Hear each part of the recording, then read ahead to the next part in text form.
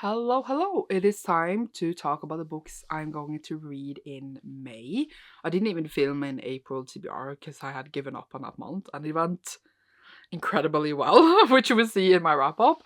But we have different plans for May, so I thought we could actually make a video about it, even though we are already in May when you are watching this, but that is fine. So, will Sam remember all the things she needs to talk about in this video? Hopefully, wish me good luck. We obviously have May, we have Asian Readathon, which is a readathon that I have obviously been doing since the beginning, which is basically just to read books by Asian authors hosted by with Cindy. And usually, not the last year I think, but at least like the other years, I did the whole month of May, only reading Asian authors on my TBR, etc., which is incredible. I don't think I would do that this year, not because I don't like Asian authors anymore, but because I have so many projects I want to do and I cannot dedicate a whole month to one readathon when like I want to do so many other different projects and stuff. I shall still complete the 5 main Asian readathon prompts and then obviously try to pick up other Asian books, which I do generally all the time, so it's fine. Reading plans has changed to a different way.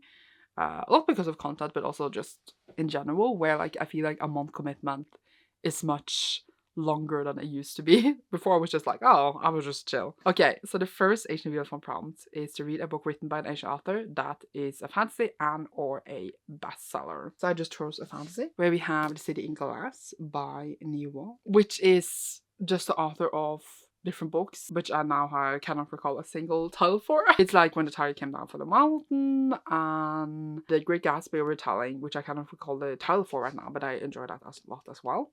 So I'm excited to see what this will bring. I owned it since it came out and I still haven't read it. It is short, it is nice. The author writes very confusing but beautiful, and I have enjoyed the books a lot, so I'm excited to see what this will hold. I don't read synopsises, so that's what you're getting from me. And obviously for the different challenges, you're supposed to have different Asian ethnicities, and I always don't like that the 5 challenges have different ones, but when I did like a whole month of only Asian books, I just like didn't care for the book's author, so I've been trying here to do that. So this Niva is a Vietnamese author who suddenly like clicks on the side of my book. Need to fix that. Nasty. Then the next book is to read a book written by an Asian author that is a retelling and or features LGBT plus characters. I love the and or. They made everything very, very easy, but that is the point of the readathon. It's very accessible.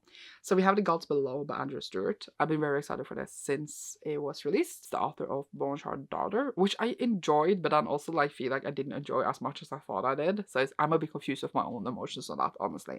But this was the news by the author. It is queer characters in it, and I don't know any more about the plot. Obviously I do obviously just got it in the fair loot when it came out because obviously I really wanted it. I'm very excited, but do I know anything? No. But I shall read it now, and I'm very excited, and I do believe that Andrew Stewart is Chinese, but if I'm incorrect then someone correct me. But that is what I think I recalled when I checked this another time. So challenge number 3 is to read a book written by an Asian author that's emotional and or features an older character. For this I picked out Before We Forget Kindness by Toshikazu Kawaguchi. This is the 5th book in Before Coffee Gets Cold, which is about this cafe where you can travel in time, but you can only do it for like a certain amount of time until the coffee gets cold, and you can only sit in one seat in one cafe in a way. And it does usually feature all the characters because like they're usually adults, for example, that want to see their loved ones, etc., but also young people. So I do think it fits for that prompt, as well as being an emotional read. It's usually about people wanting to say goodbye, as I said, to their loved ones that has passed away, other connections, I guess. So it is both an emotional read and a book where we will feature all the characters, and it is also translated from Japanese, so it has a Japanese author, so I feel like it fit really well. And I have read all the others, so yeah, I enjoyed the series much more in the beginning than I do now, but I would definitely complete them and keep them because they are adorable. And there's like things I could reread later. I just feel like I never cared so much about the storylines in it as I did the first 2 books in the later books. Then the next book was to read a book written by an Asian author that's international and or underrated. I mean, it says international can be non-English or from a different country than yours. I mean, like everything I read is from a different country than mine because I don't usually read Norwegian things, which is funny because I'm going to show you 2 Norwegian books soon. But I did end up picking out A Moonsong Rising by Thea Jansson.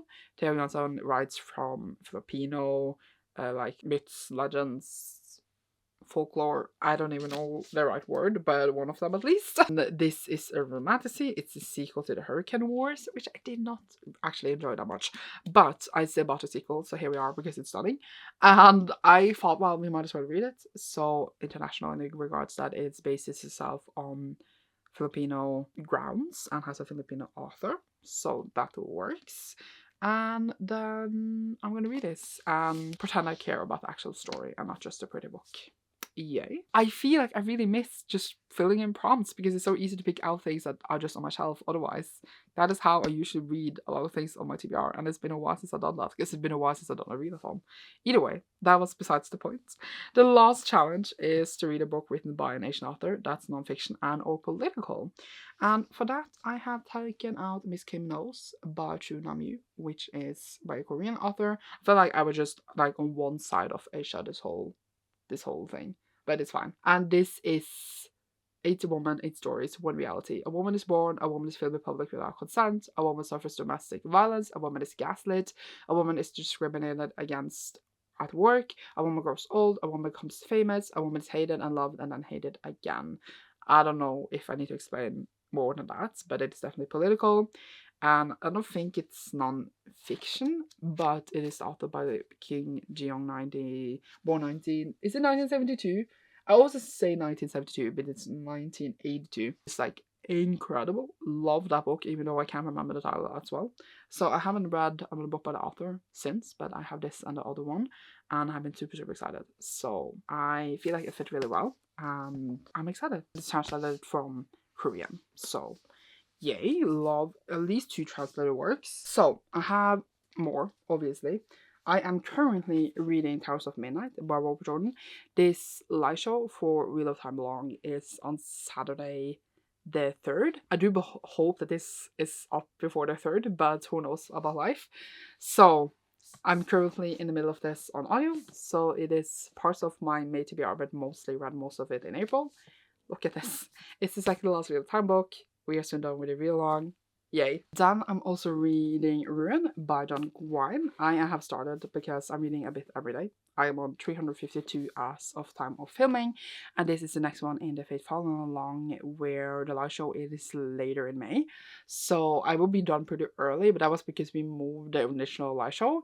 Well, I would have just started a bit later, but now I already started, so I'm just on the thing. It is very fun so far, actually. And it is obviously on my May TBR because I need to complete it in May for the read-along. In May, I also do need to start Dragonborn Chair by Tad Williams. This is the first book in the Memory, Sorrow, Thorn, which is another read-along I have just joined. We are starting the first book, so you can join as well. Aaron from Book Busy has made an announcement video just now, so I will leave a link down below if you want to join us. But it is the first one in a classic fantasy series, have to be said, by George R. R. Martin to have inspired A Song of Ice and Fire. Very, very excited.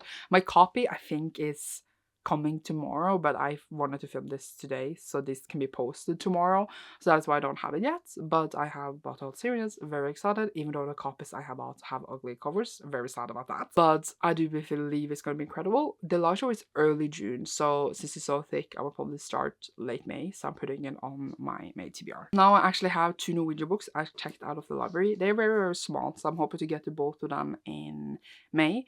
We have Gananza of Adiat, which I don't even know how to translate to English. It's like dignity and like not balance, but like I don't even know, because I don't actually thoroughly know what it is in Norwegian either. But it is by Dag Solstad, who is a Norwegian author that just died, and I got recommended this to read, like if you want to read one book by him, read this one. So I thought I was a bit curious because people really love his authorship, but I never read anything about him and everyone seemed so shocked, and then I felt like a bad book reader. So I'm gonna try this, and it's very short, so I was like fine. We also have Jon Fosse, who won the Nobel Prize of Literature not in 2024 but 2023, and I never read anything about him either, and he is one of the Norwegian winners. So I thought that I would read this, which I got recommended. If I was going to read one, someone I trusted recommended me this, which is Morgen og Kveld, which is morning and evening, night. I don't know how they're translated in English, but I do believe it is an English translation of it. Again, super, super short. I actually have really, really small doubts that I will like either of these, because they don't seem like books I'm gonna enjoy. More chances I will like this than this, because I do believe Jon Foster writes very like dreamy and really like not concrete things, which a lot of times annoys me. So I don't know how I would feel about this, but I will try it. And it's like literally 120 pages. So I was like, wow, that is like 1 hour of reading. So I will sacrifice 1 hour of my time to be able to say that I read one book by Jon Foster. Yay. Other than that, I do have like different audios, etc. coming in here and there for small projects. For bigger projects, I do want to get through piles of books on my floor, which I've been lying there for 1 year and 3 months now, I feel like. In April, did a reading challenge, which is why I read so much in April. And through that, I went through a lot of like secrets I need to finish, and 25 and 25, which I picked out earlier in the year. I was planning to continue that in May, but now I feel like I'm gonna put that on a back burner for a bit to read the piles on my floor. So I might start a big project of that in May, but I'm a bit unsure if I want to. The reason why I haven't like done it is because I'm procrastinating reading. I'm looking at the books, that's why I'm looking down. Because I'm procrastinating reading these books, which is why they're on the floor. I'm like, should just unhold them without reading them, but then I feel really bad about that too. So that might come later than in June, if whenever I get to edit that. So that is like piles of books, but I do believe I can knock them down in May. So that is one of the reasons I cannot commit to a whole month of Asian Readathon. But if I want to read something fun instead of suffering, I do also have The Women's Scholar by Antonia Hodgson. Why am I struggling with that? This is the Illumicrate book that I got yesterday, and it's absolutely stunning. And I have heard so many incredible things about it, mostly from Row, and I cannot wait to read it. I feel like I'm gonna love it. A part of me can read this now in May, or wait until the audio comes off hold, because I do have that on hold in maybe as well. So I could wait until then, knowing I will read it soon. This will also, I think, be the first book in my next Illumicrate vlog, because I did like all of them up to March, and then I will continue with like April, etc. Do a year and then post it next year. If I want to be on top of that, I need to read it when I can anyway. So I am debating audio, debating physical reading it, but I would definitely want to get to it in May. I've forgotten a book. Of course I have. Amidst all of the read-alongs, I've forgotten my own, where we are reading Miss Peregrine's Children. I needed to read A Conference of Birds in April, but I waited to read it until May, because we're probably going to have like the live show in about a week, so I can just knock this down in a day or something, which will take me away from the other things that I just talked about I need to read, but it's fine. I will read this one, and then maybe this end of May, if not the beginning of June. I haven't decided yet, which is the final one. But like is this either May read or beginning of June read? I haven't decided yet, but we are soon done with our little read along in my Patreon, which has been very fun. Speaking of Patreon, we need to pick out my gum machine pick, but there's nothing in here, so now I'm very confused of what is happening. I didn't pick out anything in April because I didn't film my April TBR, so we need to pick out 2 this time, and I'm like, is there enough names left for 2? I don't even remember. But the note is like lying here in like the corner. So I'm gonna just look at this, and then you will see. I do believe there's 2 names in here. Yes, okay. So we have Sarah. So we can say that like this was from April, and I know what Sarah picks is, because Sarah's given me her pick already. Sarah so kindly suggested a book on my TBR, so that my TBR becomes slightly smaller. We have The Hollow Places by T. Kingfisher. I don't know anything about this. I just know about it because I read one really good T. Kingfisher book, and I just bought loads others. It is horror-ish. It looks really fun. It looks really cool. I'm excited. So I did pick out a book for March. I just never read it. I completely forgot about it. I asked for a book as well, and then I never read it. I remember searching for it in Libby. I was gonna read it and listen to it after I was reading something else, and it completely slipped my mind. So for March, because I just watched it, I picked out Tina, who recommended me The Bruising of Quilva by Nassim Yamnia, which I was gonna read. And I didn't. And I was so confused because I thought I already did. But at least I figured this out now. This is because I didn't pick anything last month. So I need to read that as well, which I need to read up right up like this second. For April, we have Hollow Places. I do believe there's only 1 name left now. And then we will restart the machine next month. But I do... Oh, the note even wants to get out. Look at me being like...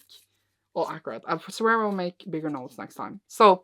last note is Erica, which is exactly what I thought. And Erica has just given me like a continuous prompt, because last time she made me read The Duke and I, which is the first in Bridgerton, and she said next time read the next Bridgerton book.